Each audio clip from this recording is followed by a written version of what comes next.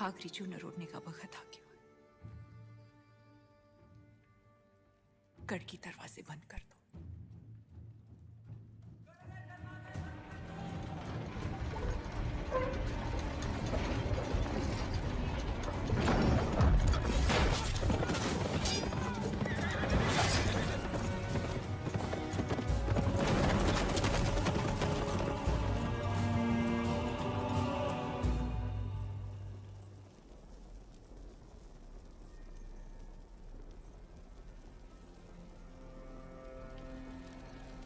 चित्तौड़गढ़।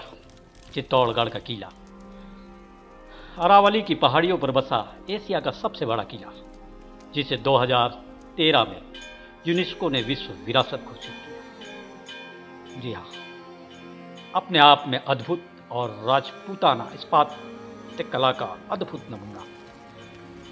इस किले ने ना जाने कितनी लड़ाइयाँ लड़ी होंगी, इस किले ने ना जाने कितने खूनी संघर्ष देखे होंगे।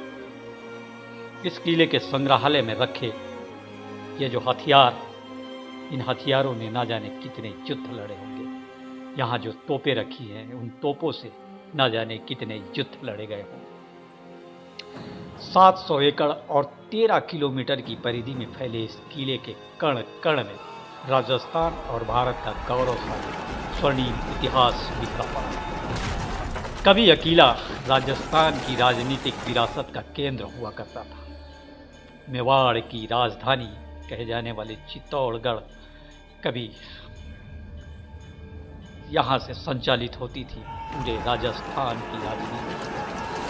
कहते हैं इस किले का निर्माण की कहानी महाभारत काल से जुड़ी हुई है। कभी यहाँ भीम आए थे, पर इसका ज्ञात इतिहास मौर्य वंश के सम्राट चित्रांगद मौर्य, जिन्होंने 7वीं शताब्दी में इस किले का निर्माण कराया।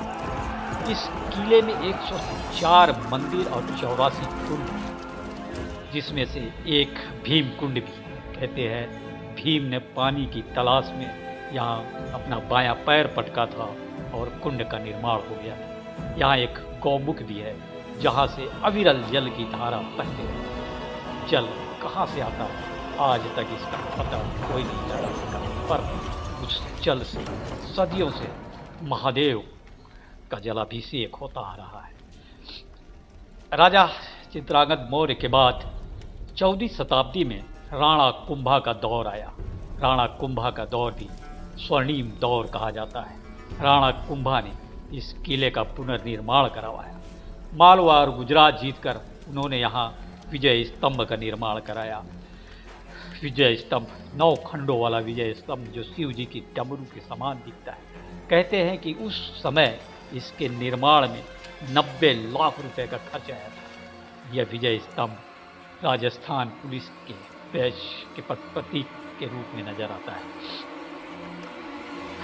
कहते हैं इस किले में पहले एक ही दरवाजा हुआ करता था, जिसे सूरज पोल कहा जाता है, लेकिन बाद में राणा कुंभा ने किले की दूसरी तरफ 6 और दरवाजे बनवाए।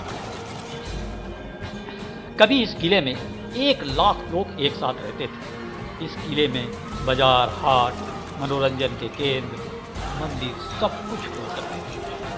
नीचे खेती होती थी और 6 महीने का राशन लाकर किले में स्टॉक कर लिया जाता था। और वह युद्ध का मैदान भी मौजूद है, जहाँ कभी अलाउद्दीन खिलजी, जहाँ कभी बहादुर शाह और जहाँ कभी अकबर के साथ राजपूत राजाओं ने युद्ध किया।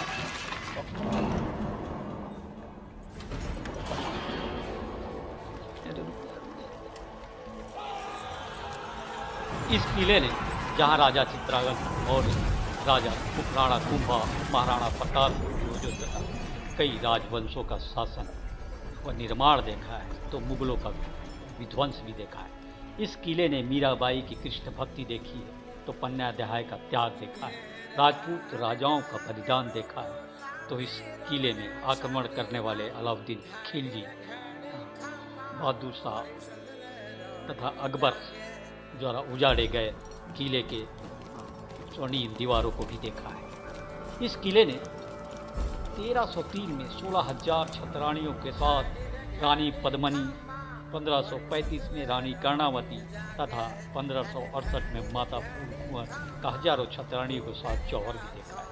आज भी इस किले के चप्पे चप्पे पर राजवंश के निशान मौजूद हैं। सर्वेश्वर महादेव का मंदिर मौजूद है, कालिका माता का मंदिर मौजूद है, भीम कुंड मौजूद है, मीराबाई का मंदिर मौजूद है। आज भी रानी पद्मिनी का वह समर पैलेस मौजूद है, जहाँ से कभी अलाउद्दीन खिलजी ने उनका प्रतिबिंब देखा था। आज भी जौहर कुंड मौजूद है। आज भी इस किले के चप्पे चप्पे पर वैभव और त्रासदी के निशान मौजूद हैं।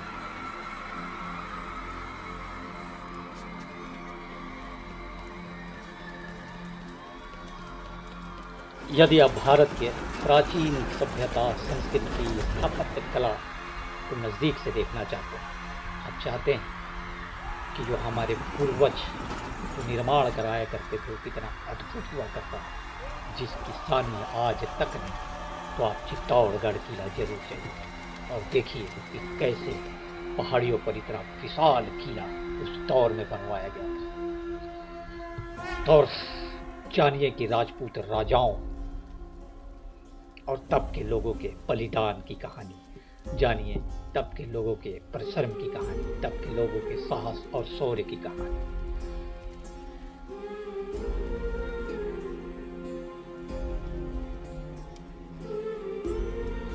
अभी हम जिस जगह पे हैं वो कभी रानी पद्मिनी का समर पैलेस हुआ करता था, और यही वो जगह है जहाँ अलाउद्दीन खिलजी को लाया गया था और रानी का प्रतिबिंब दिखाया गया था।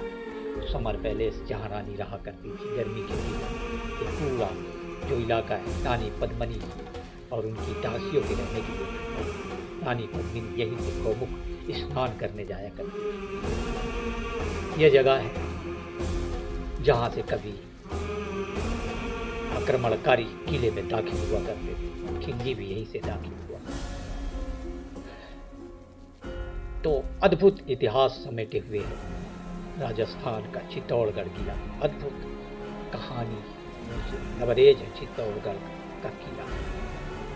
निश्चित रूप से अगर आप भारत के इतिहास को जानने के शौकीन हैं तो चित्तौड़गढ़ जरूर जाइए।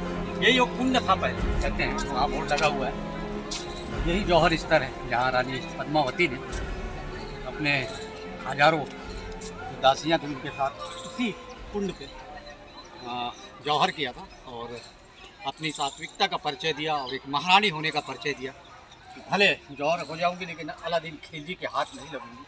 तो यही वो स्थल है, पवित्र स्थल है जहाँ हजारों छत्राड़ियों ने जौहर किया था।